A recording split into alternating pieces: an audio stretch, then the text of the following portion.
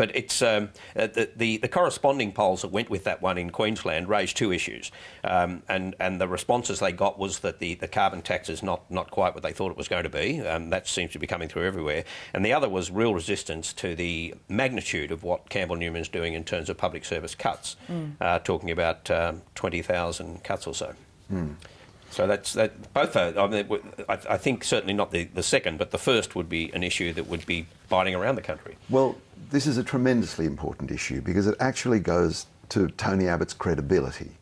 He has run a phenomenally skillful scare campaign about the carbon tax since the election of the Gillard government, since the re-election of the Gillard government. It has been resourceful, unrelenting, successful, and tremendously successful. But he put his credibility on the line with the predictions that, in fact, the Australian economy would crumble under the impact of this tax.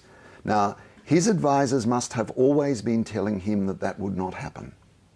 And it's not happening.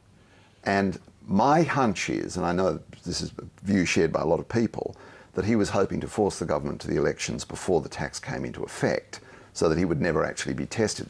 He's now being tested. He has had in his career a remarkable capacity to be able to just shrug off the hyperbole of his debating style, the extreme predictions he's made, ever since he was a student politician, he's been able to shrug them off. But this is the big one, and he's not going to be able to shrug this one off, and it is going to hit his credibility hard. But Jacqueline, he still has power prices. He definitely does, I think, and he's been very, very strong in narrowing the issue to power prices. But I think now we're seeing that that's backfiring because it's the only thing that he's got. Like, it's such a sort of, it's a one-pronged attack, if you like.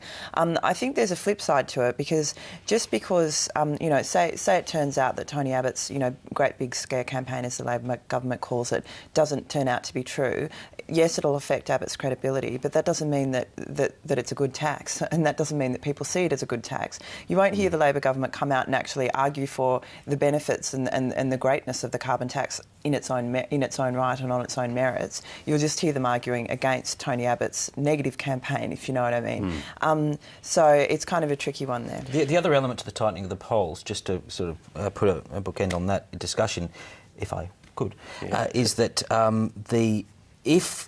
if it is going to be tight at the next election, then the entire coalition or Tony Abbott strategy could be at risk because he needs a complete and utter belting of Labor for them to actually give up on the carbon tax and let it be rescinded.